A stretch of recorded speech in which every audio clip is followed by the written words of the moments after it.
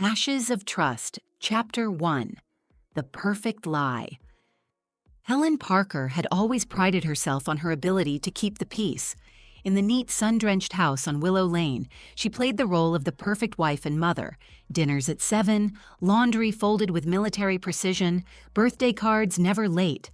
To outsiders, the Parkers were a pillar of their Midwestern town, the kind of family you'd envy in church or at the 4th of July parade.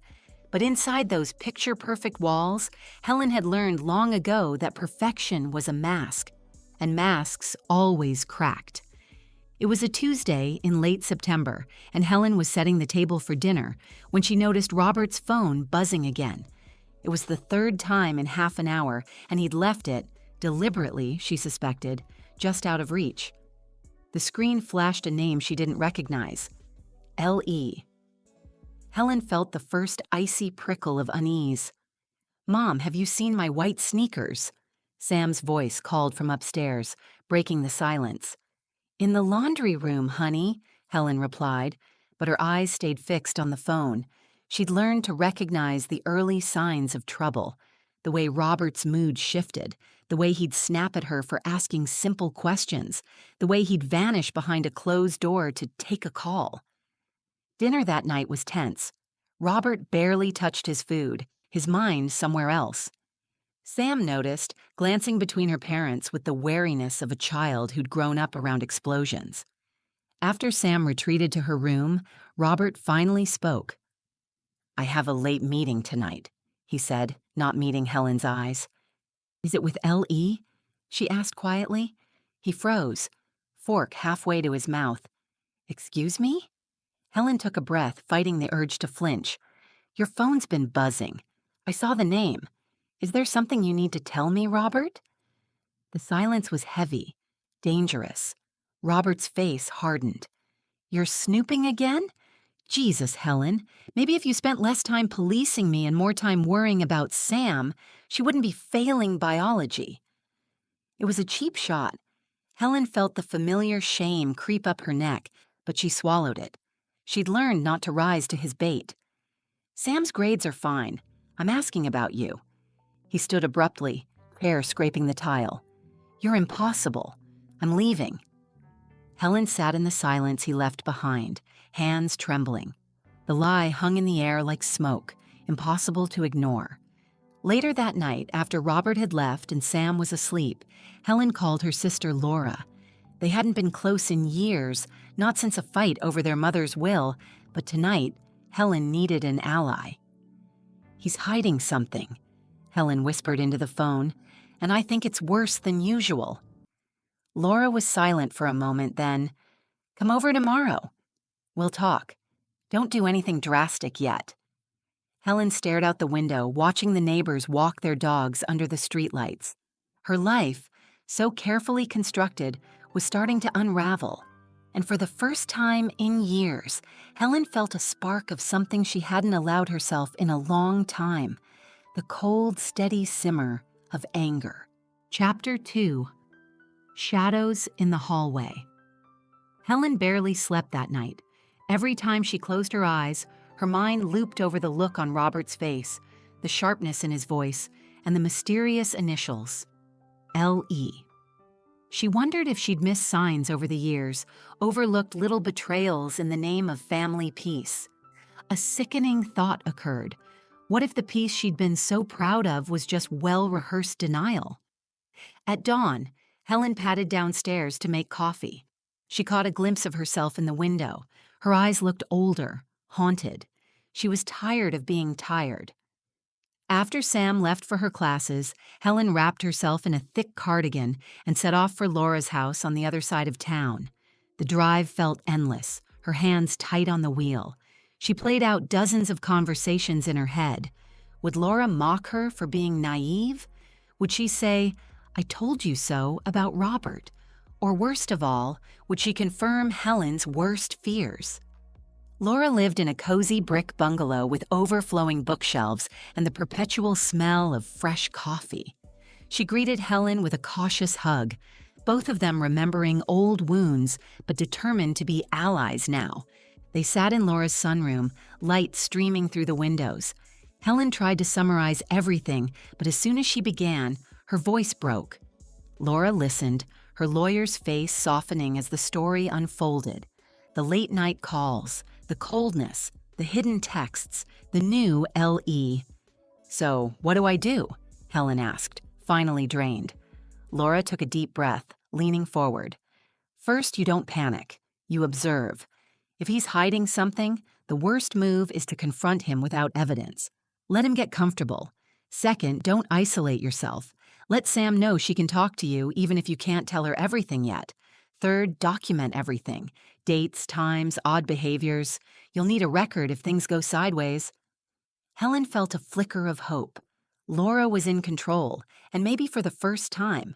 So was she. Before Helen left, Laura pressed a small digital recorder into her hand. "Trust me, just in case, and call me if anything escalates." Back home, Helen tried to act normal. She made dinner, joked with Sam, even managed to smile when Robert called to say he'd be late. But her hands shook as she set his plate on the table, her mind racing with Laura's advice. That evening, as Robert arrived home, he seemed oddly cheerful. "Sorry I'm late, ladies. Crazy day at the office." He hugged Sam, but Helen noticed how quickly he pulled away when she approached. She watched as he put his phone face down on the counter, a move she'd seen 1,000 times but only now recognized for what it was: hiding. They ate in awkward silence, the clink of silverware echoing like tiny alarms. Sam chattered about her classes, her words too bright, too rehearsed. Helen saw her daughter's eyes flicker to her father, searching for any sign of normalcy. After dinner, Robert retreated to his office. Helen watched him disappear down the hallway, the door clicking shut behind him. She moved quietly to the doorway, listening. She could just make out Robert's low voice through the door, talking on the phone. "No, not tonight. She's getting suspicious. Yes, soon, I promise, L." Helen's breath caught. L. There it was again. She recorded the time in a small notebook Laura had given her. 9:47 p.m., another late call, another secret. She felt both terrified and oddly invigorated. This was her family, her life. She wouldn't let it be rewritten by someone else's lies. Later, as she tucked Sam in, her daughter looked up at her with wide, searching eyes. "Mom, is everything okay? You and Dad? You've been weird lately." Helen brushed a strand of hair from Sam's forehead, heart aching. "Some things are hard right now, honey, but whatever happens, I'm here for you. Always." Sam nodded, her face pinched with worry. "Are you mad at Dad?" Helen paused. She wanted to say yes, wanted to pour out the storm inside her. But Sam was still so young, still hoping for the fairy tale. "I'm not mad at you or Dad. I just want us to be honest with each other." Sam hugged her tightly. "I love you, Mom." "I love you too," Helen whispered and closed the door softly behind her. Downstairs, Helen stared at the family photo on the mantel. Smiles frozen in time, all of them pretending. For the first time, she considered what life might look like if she stopped pretending too. She turned off the lights and in the darkness of the hallway felt the shadows growing longer. But now, she was ready to meet them head on. Chapter 3. Secrets Beneath the Surface. Helen awoke the next morning with a strange sense of determination, a feeling she hadn't known in years. Gone was the helpless dread that had haunted her. In its place was a quiet resolve, cold and sharp as winter glass. She made coffee, showered, dressed carefully, as if donning invisible armor. The day played out with unnerving normalcy. Robert was gone early, leaving only the faint scent of aftershave and the hollow slam of the door. Sam's laughter drifted from the bathroom as she FaceTimed a friend, oblivious to the fault lines running beneath the family's calm facade. Helen spent the morning in practical busyness, laundry, bills, clearing out a closet that had been neglected for years. Each task was a kind of therapy, a way of reclaiming space and self-respect. Still, the digital recorder Laura had given her sat heavy in her pocket. She checked her phone obsessively, eyes darting to every notification. Nothing from Robert, Nothing from LE by noon, Helen found herself pacing the living room, replaying last night's overheard conversation. The words, "She doesn't know a thing," echoed with bitter clarity. She wondered if she truly didn't, or if she'd simply chosen, for too long, not to know. Unable to shake her unease, she called Laura. Her sister answered on the second ring, voice brisk but warm. "How are you holding up?" Laura asked. "Like I'm walking on thin ice," Helen admitted. "I keep thinking I'll fall through." "You won't," Laura said firmly.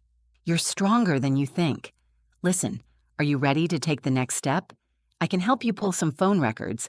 If he's being careful, it might not show much. But if he slipped up?" Helen nodded, even though her sister couldn't see her. "Do it. Whatever you find, I need to know."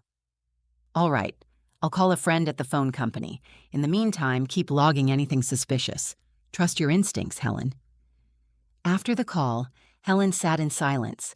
She wanted to believe Laura, but part of her recoiled at the idea of prying into her husband's private life. Then she remembered the hard set of Robert's jaw, the flicker of fear in his eyes when she mentioned LE. Her doubts turned to resolve. She would not be made a fool. Later that day, Helen picked Sam up from campus. The car ride was filled with the usual chatter, exams, friends, campus gossip. But beneath Sam's words, Helen detected uncertainty. She wondered what her daughter suspected, what she'd already pieced together. At a red light, Sam glanced over. "Mom, are you sure you're okay? You seem distracted lately." Helen considered her answer. "I'm just dealing with a lot right now, but I want you to know. You can talk to me about anything. I mean it." Sam hesitated. "Dad's been acting weird, too. He yelled at me last night for nothing. Then he apologized but wouldn't look at me. I thought maybe it was just work." Helen bit back a wave of anger. Robert's tension was leaking into their daughter's world now. She reached over and squeezed Sam's hand. "Whatever's going on, we'll get through it. Together." Back home, Helen watched the late afternoon sunlight filter through the curtains. She picked up the family photo again, studying each face as if searching for clues in their smiles. When Robert returned that evening, she resolved to observe, to collect evidence, to play the long game. Dinner was a theater of forced politeness. Robert made an effort, asking Sam about her classes, complimenting Helen's cooking. But his eyes kept darting to his phone, to the clock, to anywhere but his wife's face. Afterward, Helen washed dishes with her back to the kitchen door. She heard Robert moving around the house, his footsteps measured, deliberate. When she finished, she crept upstairs and found the door to Robert's study ajar. Inside, Robert sat at his computer, typing furiously. The screen glowed with the subject line of an email, "Reschedule for LE." He glanced up, startled, when Helen appeared in the doorway. "Need something?" he asked, trying for casual. "Just checking in," she replied lightly, though her heart hammered in her chest. She let her gaze linger on the screen for a beat too long. Robert snapped the laptop shut, smile tight. "Just work. Lots going on this week." Helen nodded, retreating. But she had seen enough. The initials, the secrecy, the guilt. Her suspicions hardened into certainty. Later that night, Laura called with news. "I got a few call logs. There's a number Robert has been texting at all hours, registered to a prepaid phone, untraceable, but definitely not work-related. And he called that number from a hotel last Thursday night." Helen closed her eyes, the truth crashing in on her like a tidal wave. All the evidence was there. She could no longer deny it. "Thank you, Laura," Helen said, her voice steady. "I needed to know." Laura's tone softened. "What will you do now?" Helen's answer came without hesitation. "I'll confront him, but on my terms, and not until I'm ready." She sat in the darkness for a long time after the call ended. The weight of betrayal was immense, but beneath it simmered something fierce, a refusal to be broken. In the quiet, she made a promise to herself and to Sam. Whatever it took, she would protect her daughter. Whatever it took, she would take back her life. Chapter 4. Betrayal Unveiled. It began like any ordinary Thursday. but Helen sensed the shift in the air as soon as she awoke. There was a heaviness, an electricity, like the atmosphere before a thunderstorm. Even Sam seemed subdued at breakfast, quietly eating her cereal while glancing worriedly between her parents. Robert made a show of reading the news on his tablet, but his eyes were unfocused, darting between Helen and the clock. The tension at the table was thick enough to choke on. For the first time, Helen didn't try to smooth things over. She let the silence settle, heavy and honest, refusing to play her part in the family's charade. After Sam left for her morning class, Helen made up her mind. She had gathered enough evidence, pieced together enough fragments of late-night phone calls, secret emails, and the strange number Laura had tracked down. The truth, no matter how ugly, was better than this suffocating pretense. She waited until Robert came home that afternoon, work bag slung over his shoulder, mask of normalcy carefully in place. He barely had time to hang up his coat before Helen spoke. "We need to talk." He froze in the hallway, sensing the difference in her tone. "Now?" "Yes. Now in the kitchen." He followed her warily, glancing at his phone, calculating the possibilities. Helen motioned for him to sit. She remained standing, arms crossed, her expression unreadable. For a long moment, neither spoke. The ticking clock seemed to echo through the house. Finally, Helen began, her voice steady but cold. "I know about the phone calls, the emails, the hotel last Thursday." Robert's face paled. He tried to mask his shock with indignation. "You've been spying on me?" Helen shook her head. "I've been surviving. There's a difference. I want the truth, Robert. All of it. Who is L.E.? How long has this been going on?" For a moment he hesitated, torn between denial and confession. In the end, it was exhaustion that won out. His shoulders slumped, eyes refusing to meet hers. "It's Linda Evans," he muttered. We've been seeing each other for almost a year." Helen felt a strange, hollow relief, a bitter confirmation of everything she'd suspected. Her anger burned low and controlled, no longer wild and chaotic. "Does Sam know?" Robert shook his head quickly. "Number, of course not." Helen pressed on. "Do you love her?" He paused, a flash of guilt and resentment crossing his face. "I don't know. It just happened. You and we've been distant for years." Helen wanted to laugh at the irony, the man who'd made her world so small blaming her for his own escape. She stayed silent, forcing him to continue. "It started as lunch, then it was meetings, then—" He stopped, unable to say more. Helen leaned forward. "And the money?" "Laura found the bank transfers. You've been moving money out of our joint account." Robert's expression shifted from guilt to fear. "I had to. Linda needed help. She was in trouble." "So you stole from your family?" He glared at her, the mask slipping. "Don't act like you're perfect. You never understood me. You never even tried." Helen's voice was ice. "This isn't about me, Robert. This is about your choices, your betrayal." He stood, pacing the kitchen. "What are you going to do? Take Sam and leave?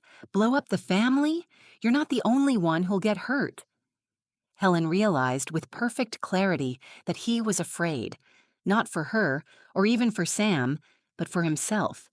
She saw him finally as he truly was, a frightened man, cornered by his own lies. "I'm done covering for you," she said quietly. "Sam deserves to know the truth. So do I." He turned away, shoulders hunched, defeated. That night, Helen sat on Sam's bed, hands trembling. Her daughter looked up, face pale. "Mom, what's going on? I heard you yelling. Dad slammed the door and left." Helen's resolve hardened. "Sam, I need to tell you something important. Your father, he hasn't been honest with us. He's been seeing someone else. He's been lying to both of us." Sam stared at her in disbelief, lips trembling. "Are you leaving him?" Helen pulled her close, fighting tears. "I don't know yet, but I won't let him keep hurting us." They cried together, mother and daughter united by the shattering of old illusions. Later, as the house settled into uneasy quiet, Helen called Laura. She recounted everything, voice raw.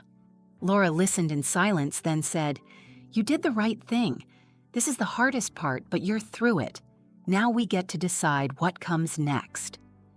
Helen hung up, feeling a cold, clean emptiness, the kind that comes after a storm when the world is stripped bare and anything seems possible. For the first time, she wasn't afraid of the truth. Chapter 5. The breaking point. For days after the confrontation, the Parker house existed in a strange twilight, neither day nor night, neither together nor truly apart. Sam barely spoke, drifting through rooms like a ghost, headphones on, eyes red from crying. Robert avoided everyone, spending his evenings locked in his study or vanishing on business calls that fooled no one. Helen, meanwhile, operated on autopilot. She moved through the rituals of life, making coffee, answering emails, folding laundry, but it all felt detached, as if she were watching someone else's life from the outside. Yet beneath the numb routine, something dangerous was forming, a resolve forged from betrayal and grief. The first sign of change came on Sunday, when Helen found herself at the kitchen window, watching rain streak down the glass. Sam sat at the table, staring at a half-eaten bowl of cereal, phone forgotten beside her. For a moment, Helen's heart twisted with guilt. Was she failing her daughter by not fixing things, by letting the family splinter? But then, quietly, Sam spoke. "Are you really going to leave Dad?" Helen sat beside her, searching for honesty she'd never managed before. "I don't know what comes next, Sam, but I promise, whatever I do, I'll protect you. We deserve better than this." Sam wiped her eyes. "I just want it to stop hurting." Helen reached over and took her hand. "Me too, but sometimes, to heal, you have to let the wound open first." That night, after Sam went to bed, Helen called Laura. Her sister's voice was brisk, focused, a lifeline. "You need to start thinking long-term," Laura advised. "Robert is already covering his tracks. He's moving money, shifting assets. If you want to protect yourself and Sam, you need evidence, documents, bank statements, anything that proves what he's done." Helen's stomach tightened. She realized this wasn't just about heartbreak. It was war. Laura continued, "I can help you file for legal separation, but you have to be prepared. Robert will fight dirty. Men like him always do." Helen pressed her eyes shut. "I'm scared, Laura. Not just for me, for Sam. What if he tries to take her away?" "He won't," Laura said firmly. "Not if you act first. I'll set up a meeting with a family lawyer. You're not alone, Helen, but you need to move now." The next morning, Helen began gathering evidence. She photocopied bank statements, photographed transfers to unknown accounts, collected old emails and text messages. Each document felt like a weight, but also a shield, a defense against Robert's inevitable retaliation. She also began documenting his behavior: erratic mood swings, unexplained absences, sudden outbursts of anger. She kept a journal, writing down every detail, every slip.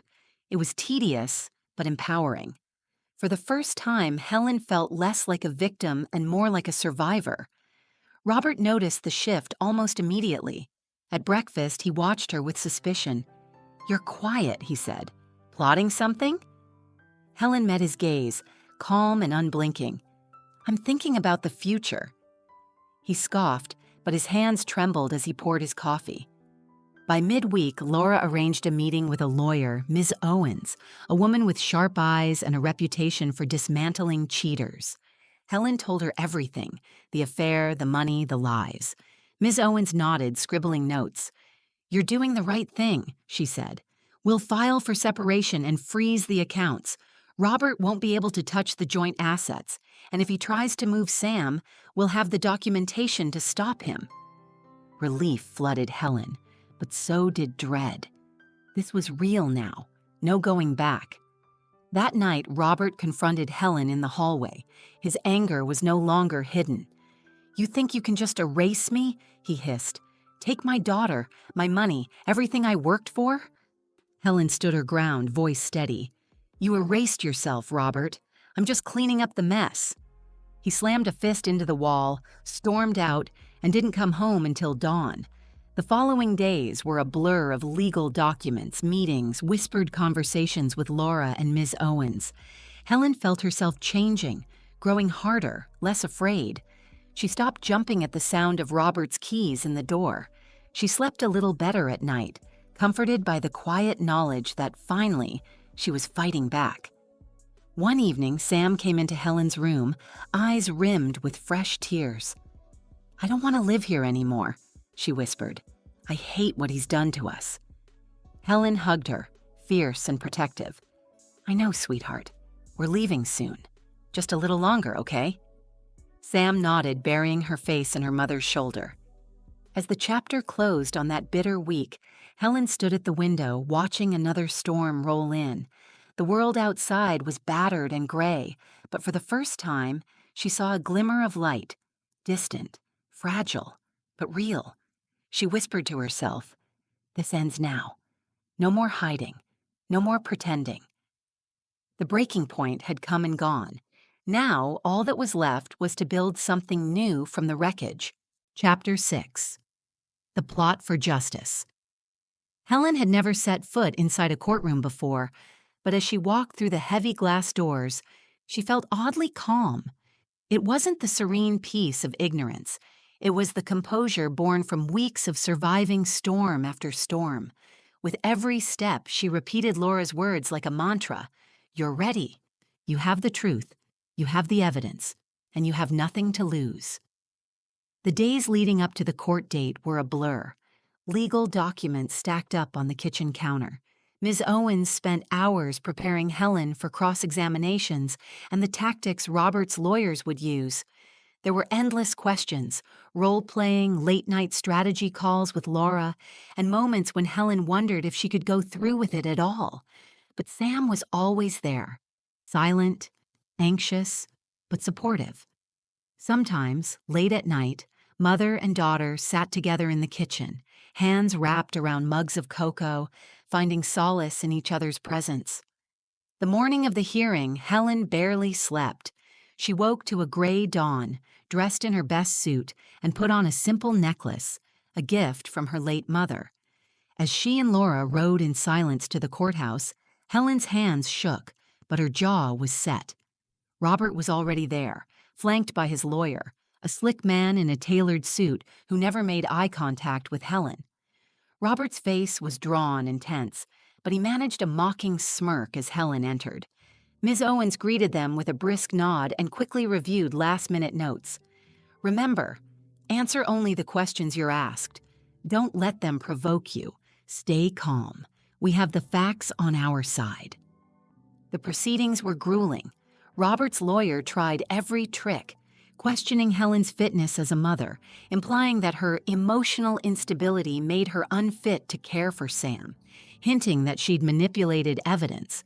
But Ms. Owens was ruthless, objecting at every turn, laying out the timeline, the affair, the missing money, the pattern of deceit. Helen's documentation, bank statements, text records, her careful notes, became a shield and a weapon. Helen's voice only trembled once, when asked why she'd stayed with Robert so long. She looked at Sam, then at the judge. "For my daughter. I wanted to believe he could change. I was wrong. But now, I'm choosing us, our safety, our future."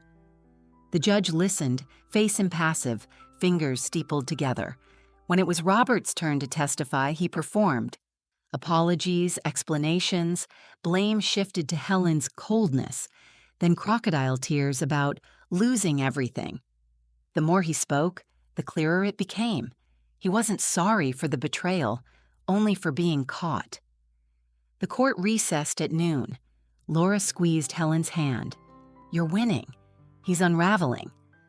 Helen managed a small, shaky smile, but her chest ached from the tension. The afternoon was a blur of further testimony, character witnesses, and closing arguments. Ms. Owens delivered her final words with steely grace. "Helen Parker has been more than a wife and mother. She's been a survivor. She didn't ask for this, but she's fought with dignity and honesty. We ask the court for protection and justice, not just for her, but for her daughter." As the judge retired to chambers, Helen waited in a small room with Sam and Laura. The minutes dragged, fear mixing with hope. Sam clutched her mother's hand so tightly that Helen's fingers went numb. Finally, the judge returned. The courtroom fell silent. In the matter of Parker versus Parker, the court finds that the evidence overwhelmingly supports the petitioner. Custody of Samantha Parker is granted to Helen Parker. The court also orders a division of assets favoring the petitioner due to financial misconduct on the respondent's part. A restraining order is issued. The respondent is permitted only supervised visitation. For a moment, Helen couldn't breathe. Sam's arms wrapped around her, sobbing with relief. Laura's eyes shone with tears. Robert sat stunned and pale. The smirk was gone, replaced by fury and impotence. When the proceedings ended, Helen walked out of the courthouse with Sam and Laura by her side. The sun broke through the clouds for the first time in days. It felt like a benediction, a promise of better things ahead. That night, Helen packed her and Sam's bags, ready to move into a small apartment Laura had found for them. The house felt different. No longer a prison, but a shell she was finally free to leave behind. Sam helped her fold the last box of clothes. "I'm proud of you, Mom," she said quietly. Helen smiled through tears. "I'm proud of us." As they left, Helen took one last look at the family photo on the mantel. The faces inside were smiling, frozen in time, but she no longer felt the need to preserve that illusion. She was done pretending. Their new apartment was small, but it was theirs. For the first time in years, Helen slept deeply. No nightmares. No dread. The next morning, as sunlight poured in through unfamiliar windows, Helen sat at the tiny kitchen table with Sam and Laura, sharing breakfast and laughter. It was not the life she'd planned, but it was real, a life built on truth, resilience, and the hard-won promise of freedom. Justice, Helen realized, wasn't just about courts and verdicts. It was about reclaiming her own story, her dignity, and her future. And as she watched her daughter smile for the first time in weeks, Helen knew this was just the beginning. Chapter 7. Fire and Ice. The first days in the new apartment were a blur of exhaustion and small triumphs. Boxes cluttered every corner, the plumbing sputtered, and the wallpaper peeled at the edges. Still, Helen felt a strange exhilaration, like waking up after a long, fevered sleep. Every inconvenience was a proof. They were free. Sam, at first, was withdrawn and silent, sleeping late, headphones on, texting friends about everything and nothing. The trauma lingered. Sometimes Helen would find her daughter crying in the bathroom, trying to hide the tears. But each night, as they sat together over takeout, something in the air lightened. A private joke, a shared memory, the quiet relief of being safe. Helen threw herself into building a new routine. She found part-time work at a nearby bookstore, a small but bustling place filled with the smell of coffee and old paper. The manager, a stern but kind woman named Mrs. Chen, offered hours that fit around Sam's schedule. Helen, who had always been just a mom or Robert Parker's wife, now discovered she was needed for her mind, her reliability, her warmth. Every morning, Helen woke early, made breakfast, walked Sam to her campus shuttle, then hurried to the shop. She learned the regulars by name, recommended novels, managed the register. She rediscovered the simple pleasure of earning her own money and the deeper pleasure of coming home to Sam, knowing she'd provided for them. At home, life was a series of small hurdles, learning how to budget, figuring out apartment repairs, facing paperwork for benefits, and the final legal dust settling from the divorce. Robert's shadow lingered. Angry emails, attempts to call Sam, the occasional legal threat when he learned about the restraining order's restrictions. Helen kept a folder for all of it, handed everything to Ms. Owens, and stopped reacting. One rainy afternoon, Laura visited. She brought a casserole, hugs, and her sharp humor. The sisters sat at the little kitchen table, watching Sam do homework on the couch. Laura sipped her tea. "You look different, Helen." Helen smiled tiredly. "I feel different. I thought when all this was over, I'd feel empty, like everything was lost. But I don't. I feel alive?" Laura guessed. Helen laughed, surprised by the truth. "Yes, scared but alive. For the first time in years." They talked late into the night about the past, their mother, regrets, and new dreams. Laura admitted she was proud of Helen, proud of how she'd fought back. "I always thought you'd just endure," Laura said. "I never thought you'd become the storm." Helen looked at her sister, tears brimming. "I never thought I had it in me, but you did." Sam drifted over, sleepy, hair in her face. "You guys talking about me?" she mumbled. Helen and Laura burst out laughing, and in that sound the apartment felt warm, filled not just with survivors, but with a family again. There were setbacks. Money was tight. Sam had panic attacks before tests. Once a letter from Robert arrived, a veiled threat to contest custody. Helen read it, filed it, and moved on. She refused to be baited. One evening, as autumn winds howled outside, Sam curled up beside Helen on the couch. "Do you ever wish things went back to how they were?" Sam asked. Helen hesitated, weighing the memories. The fake calm, the secret fears, the feeling of walking on glass. "No," she answered softly. "I wish things had never gotten so bad, but I could never go back to pretending. Not after this." Sam nodded, her eyes wise beyond her years. "I like us better now, even if it's hard." Helen smiled, her heart aching with pride and sorrow all at once. "Me too, honey, me too." As the wind battered the windows, Helen felt both the fire and the ice, the old wounds aching, but a new strength warming her from within. She realized she was no longer waiting for life to happen. She was living it, messy, complicated, and real. That night, Helen sat at the kitchen table, pen in hand, writing for herself for the first time in decades. She wrote about pain, but also about hope, about love that survives and courage that is born not in victory, but in survival. She closed her notebook, looked at the sleeping city outside, and knew the coldest winter was finally giving way to spring. Chapter 8. Ashes of Trust. Spring came to the city as quietly as a whispered secret. Soft rains, blooming dogwoods, sunlight slanting through the windows of the little apartment. Helen found herself waking up before dawn, listening to the peaceful hush, no longer dreading the day ahead.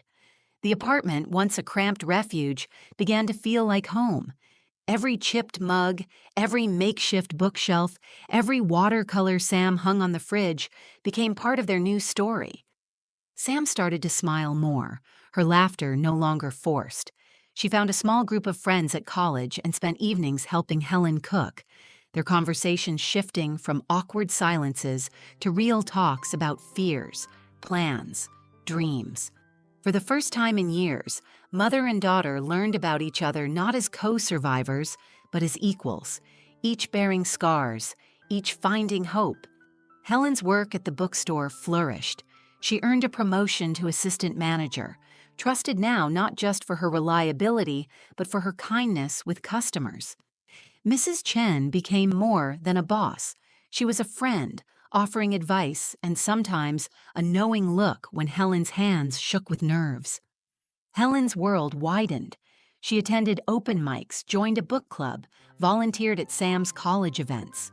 The old pattern of isolation gave way to genuine connection. Robert, meanwhile, faded into the background. His angry emails and threats became sporadic and stopped altogether after the courts reaffirmed custody and financial boundaries. He remarried quickly, a fact that, to Helen's surprise, hurt less than she expected. She realized he was no longer the center of her story, no longer the storm around which her life spun. One afternoon, as Helen dusted the shelves at work, Laura arrived waving an envelope with a grin. "Official," Laura announced. "Your divorce papers. Final and irreversible." Helen took the envelope, hands trembling. She tore it open and stared at the final stamp. Felt less like an ending, more like a beginning. "I never thought I'd see this day," Helen whispered. Laura hugged her tightly. "You earned it, every single inch of it." That night, Helen and Sam celebrated with takeout and a cheap chocolate cake. Laura joined, and they toasted with sparkling cider to survival, freedom, and the next chapter. After dinner, they went for a walk under the budding trees, city lights glowing gentle and forgiving. In the weeks that followed, Helen wrote a letter, not to Robert, but to herself.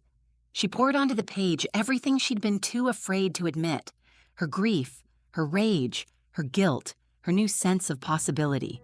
She forgave herself for staying too long, for not seeing sooner, for believing the mask over the man. She forgave, but did not forget. One day, Helen found Sam painting quietly by the window. The girl looked up and smiled, genuine and unguarded. "I think I'm going to be okay, Mom," Sam said. "I think you are too." Helen sat beside her, feeling a flood of warmth. "I know we will be." Spring days passed, filled with small rituals, laughter, even tears. The wounds didn't vanish, but they hurt less, became reminders of strength rather than sources of pain. Helen started writing again, essays, stories, sometimes just journal entries no one else would see. She realized her voice had returned.